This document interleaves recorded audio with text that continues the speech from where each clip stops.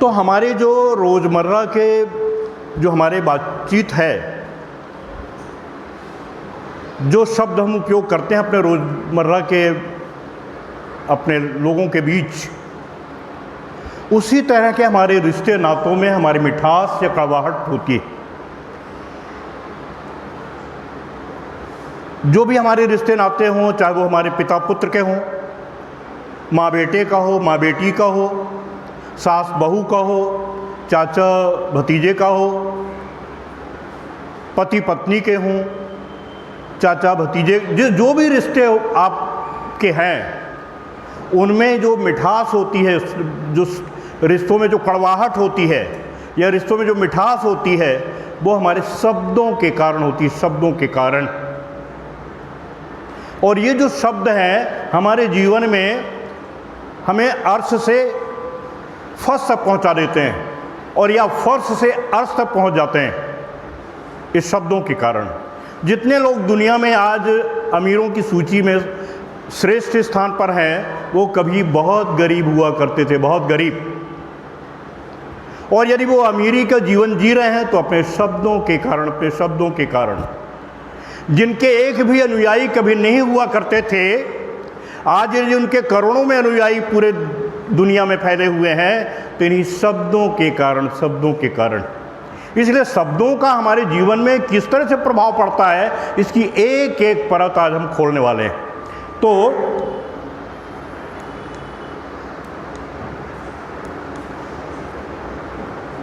इन्हें पहचानते होंगे आप लोग। ये सुभाष चंद्र बोस जी हैं।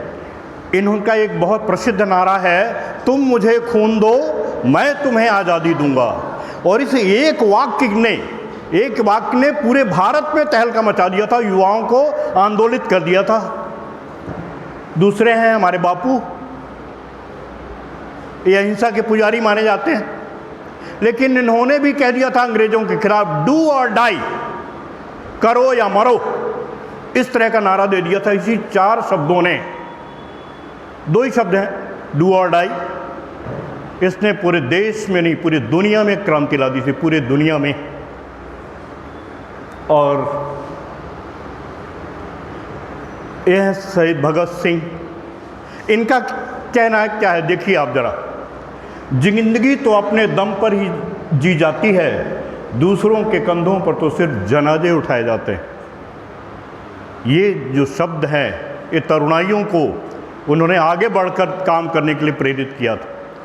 कहने का आशय ये है कि शब्द जो है हमारे जीवन में उथल पुथल कर देते हैं, उनकी इस तरह की मीनिंग्स हो जाती है। यदि वो हमारी समझ में आ जाए, हाँ, तो फिर तहलका हो जाता है, तहलका।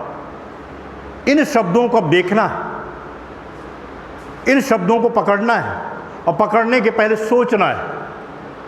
कबीर दास जी ने इसमें बहुत अच्छी बातें कही, कबीर जी ने।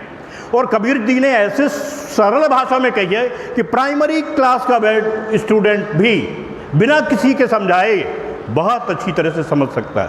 काग का को धन हरे, कोयल का को देत। कौवा तो किसी का कुछ बिगाड़ता नहीं है ना, सिर्फ डाली में आके बैठा और काँव काँव की आवाज़ लगाई और बच्चे जो है पत्थर उठा के कहाँ है भगाना शुरू। काग का को धन हरे, किसी का धन और कुछ हड़पता तो नहीं है, सिर्फ आके काँव की आवाज़ तो लगाता है, वो हम पत्थर उठाकर मारने दौड़ पड़ते हैं। कोयल का को दे, कोयल किसी को कुछ देता नहीं है, लेकिन एक कूक की आवाज़ आई और ढूंढने लग जाते हैं, कहाँ है कोयलिया, कहाँ है, ढूंढते हैं ना। एक उसकी झलक पाने के लिए इतनी मीठी आवाज़ आ कहाँ से रही है, ये फर्क है। मीठे बचन सुनाए के जग अपनों कर ले। एक बार एक कौवा पूरब दिशा से पश्चिम दिशा की ओर भागा जा रहा था। किसी ने पूछ लिया, कौवा कहाँ जा रहे हो? कहा, गुसरंडी जी, कि पूरब दिशा के लोग बहुत गंदे हैं, बहुत गंदे हैं। जहाँ भी मैं बैठता हूँ, जहाँ भी थोड़ी सी आवाज़ लगाई नहीं कि पत्थर लगा के फेंकने लग शुरू हो जाते हैं, मुझे मारने दौड़ते हैं। मैं यहाँ रहने वाला नहीं, मैं पश्चिम दिशा में चला जाऊँ, वहीं रहूँगा। बोले, कहा, गुसरंडी जी, आप चले तो जाओगे पश्चिम दिशा में, लेकिन अपनी जो काँव है वो साथ में ले जाओगे ना, ये फर्क है। हमारा जो व्यक्तित्व है, हमारे कृतित्व पर उतना इफेक्ट नहीं डालता जितना हमारी शब्दों पर। इन शब्दों को यदि हमने परख लिया और परख करके जीवन में, अपने कृतित्व में, अपने व्यक्तित्व में और अपने बोलचाल में यदि उसको हमने अपनाने का प्रयास कर लिया, तो इसी जीवन काल में मिरेकल हो जाएगा। आपने एक प्रसंग में आपको याद दिलाता हूं, जो महाभारत हुआ है सिर्फ एक लाइन के वाक्य ने करा दिया है। एक लाइन के वाक्य याद आया आपको? एक लाइन किसने कह दिया था?